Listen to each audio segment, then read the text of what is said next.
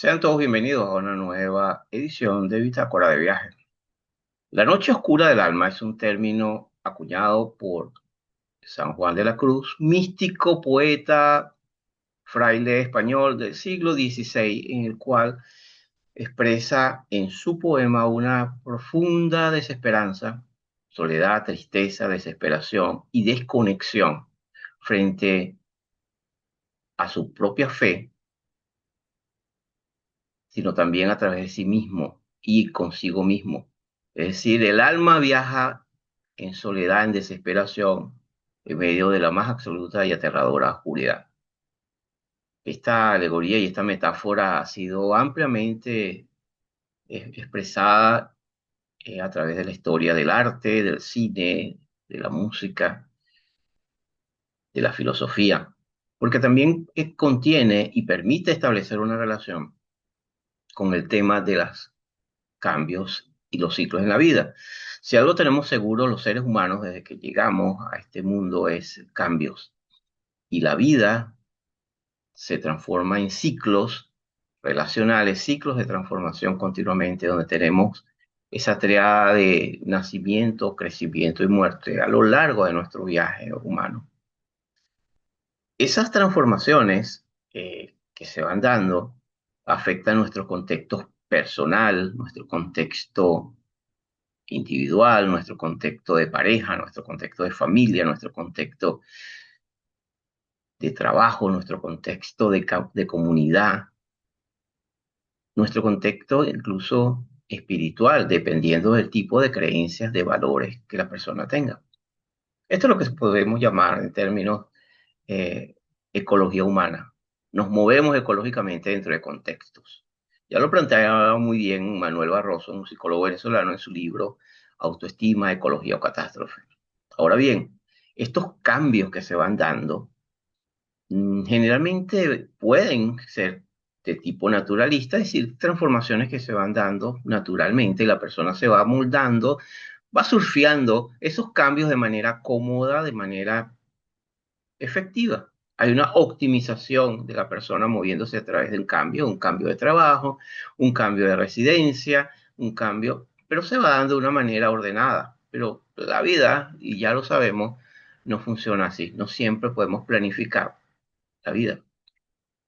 Y hay fuerzas situacionales a lo largo del viaje que son macro, es decir, son fuerzas situacionales que están más allá de nuestra capacidad de algún tipo de control. Por ejemplo, el contexto económico no lo controlamos. El contexto político no lo controlamos. El contexto cultural donde nos movemos, que son fuerzas que nos están continuamente influenciando y moldeando, no lo controlamos. Los contextos geopolíticos, el choque de placas, la movilización de placas geopolíticas que se está dando actualmente, los conflictos y las tensiones alrededor del mundo, algo que un ciudadano no controla.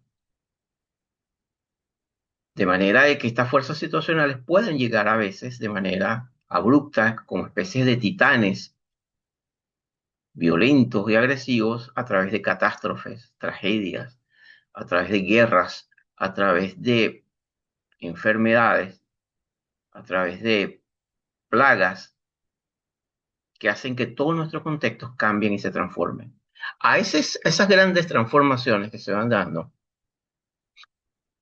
afectan no solamente lo personal, el individuo, sino pueden afectar a nivel colectivo.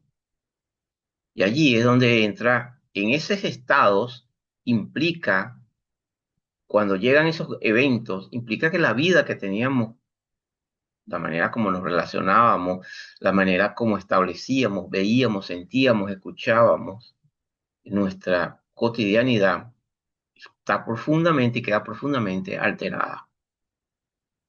Ejemplo, cuando una persona tiene que huir por razones, por ejemplo, políticas de su país, que ha convertido en una especie de refugiado, exiliado, a merced y a disposición de lo que le toque en el país que lo reciba o sencillamente al cual entra.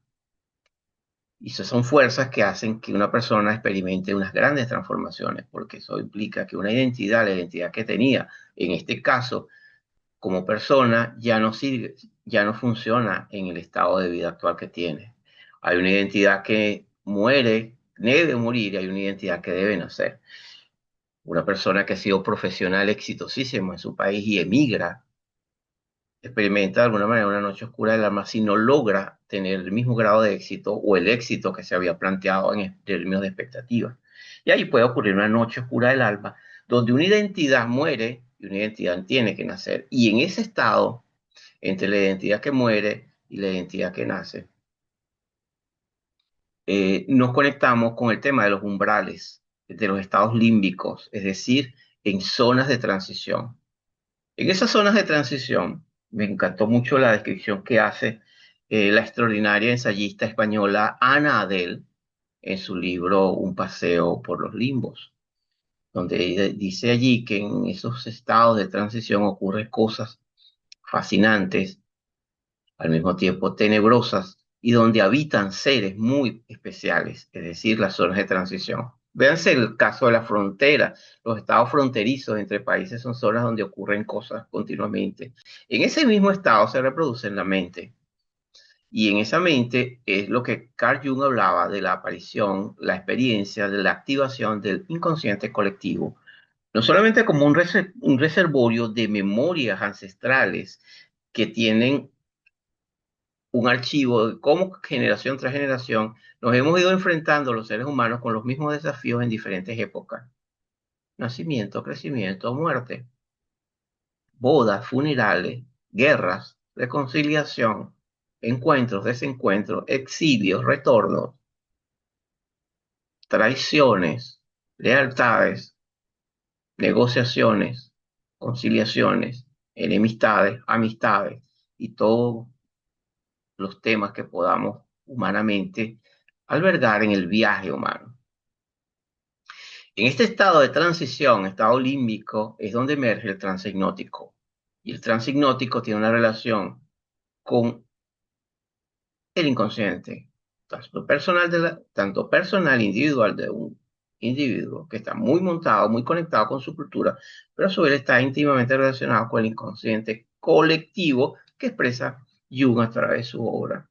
Especialmente interesante la visión que tiene Jung, que es su visión ya personal, su visión reflexiva en el libro rojo y en el libro negro, acerca de su visión de cómo él ve, cómo percibe los arquetipos. Dicho esto, es porque el inconsciente, no solamente en esos momentos de grandes transiciones, de grandes dudas, de grandes catástrofes, la vida convocándonos para una profunda transformación, emerge arquetipos. ¿Y qué son arquetipos? Hay muchas definiciones del arquetipo. Básicamente es una fuerza psíquica que contiene, entre otros elementos, mucha energía que lleva formas de imágenes, de voces, de emociones, de experiencias y de símbolos. Es como un gran paquete y esas emociones están,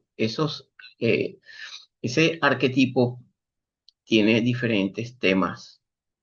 Tenemos el tema, por ejemplo, del guerrero, del héroe, el mago, la madre, la sombra, y pudiéramos hablar de cientos de arquetipos que van emergiendo en una vida. La manera como nos vamos relacionando con ese arquetipo, según el psicólogo Stephen Gilligan en su libro El coraje de amar, un libro muy interesante sobre arquetipos y sobre estados de trance hipnótico. Tuve la posibilidad de, de conocer a Stephen Gilligan y estar con él en 3 ocasiones. Me parece muy interesante su trabajo. Es un trabajo que va más allá, transforma la experiencia arquetipal en una experiencia de conexión profundamente sentida y conectada con el cuerpo, lo que hace que él establezca que cuando llegan esos grandes cambios y emergen los arquetipos a través de o pesadillas o sintomatología, síntomas, o a través de sueños, o a través de intuiciones, o a través de imágenes, o múltiples imágenes que van llegando. La manera como la atención, como el yo, como el ego se relaciona con esas energías que nos están llegando desde el inconsciente, véase el hemisferio derecho, la parte creativa de nuestro cerebro. como una manera compensatoria de enviar recursos, mandar posibilidades ante la situación, porque implica que la identidad tiene que cambiar, porque si no la persona no va a poder funcionar en el nuevo contexto en el cual se desarrolla. Hay varias posibilidades de relación. Una es una relación de tipo generativa, donde podemos escuchar los que tienen la posibilidad y el contexto de hacerlo, de sentarte, escuchar, buscar ayuda terapéutica, cuando eso es posible, pero también escribir, meditar, pedir ayuda, conversarlo, expresarlo, caminar, tener prácticas que te puedan conectar contigo mismo, es una manera. Y donde se establece una cooperación y una conversación generativa de respeto entre ambas partes. Una segunda vía puede ser cuando hay una descalificación de lo que estoy sintiendo frente al cambio que me está enviando la vida a través de mi inconsciente personal y colectivo. Entonces rechazo lo que siento. El cine, por ejemplo, el cine de horror, a lo largo de su historia está repleto de historias de, por ejemplo, el rechazo a la sombra a través del inconsciente y las catastróficas consecuencias del no poder escuchar y relacionarse con esa fuerza. El arquetipo no es positivo, el arquetipo no es negativo, puede ser tanto constructivo como destructivo. Y eso es algo importante que tenerlo. El New Age le hizo un gran daño y afectó, cambió y sencillamente puso muchas ideas que en ningún momento Jung había planteado. El inconsciente, voy a repetirlo, puede ser constructivo, generativo, pero puede ser profundamente destructivo. Tan destructivo que tenemos ejemplos concretos de cómo la inflación del ego, que es algo que iré hablando más adelante, puede contaminar psíquicamente un individuo y eso tocar un colectivo y destruir una nación. Alemania, 1935, y la conexión con Wotan o Odín, el arquetipo destructivo del guerrero. Cuando la persona niega la experiencia que está viviendo, experimenta un estado de alienación, que es lo que decía anteriormente con el cine.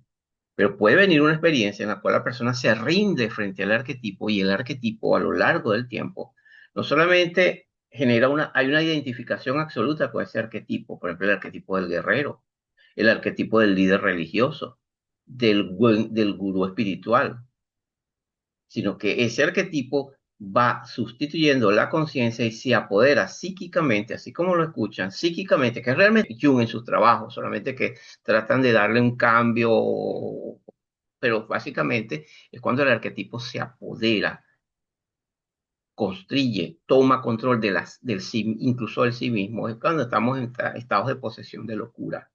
Y eso ha pasado a lo largo de la historia con líderes políticos, líderes religiosos, cantantes, músicos, artistas, y donde se pierden las fronteras, las barreras entre el yo personal y el entorno, y entramos en un estado de psicosis. Es interesante porque en ese estado de inflación del ego, encontramos que se pierde el control y de no haber conciencia de ese estado de inflación, se puede llegar a la catástrofe. Por eso es que es tan importante tener la capacidad de reflexionar en estos tiempos donde a través de la tecnología, a través de los computadores, la inteligencia artificial, los arquetipos están viajando a una velocidad como nunca antes han viajado y entrando en la psiquis de personas que están completamente desprotegidas psíquicamente.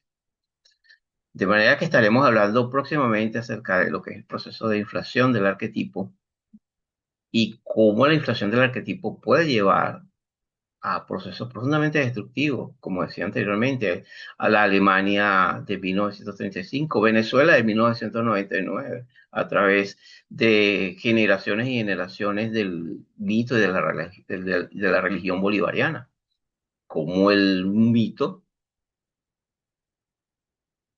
de Bolívar se va transformando en una conexión profunda con héroes o guerreros muertos y de la gran madre devoradora y constellizan una serie de tragedias que ya han llegado hasta nuestros tiempos. Es una interpretación muy personal, muy polémica, pero que también esta relación directa con la entrevista que es anterior a este video que le hago al profesor Eric del Búfalo, donde establecemos la relación este, desde un punto de vista histórico, pero también filosófico, acerca de la conexión entre el bolivarianismo y el chavismo.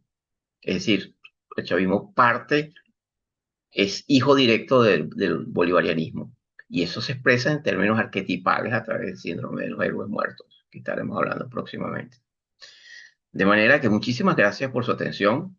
Espero que tengan un buen viaje, pleno de recursos, de imaginación creativa y creadora, y que eso lo puedan llevar a su día a día para estar activamente y creativamente vivos en este viaje. De manera que les deseo lo mejor y en una próxima bitácora de viaje. Les habló Félix Gómez desde Sydney, Australia, en conexión.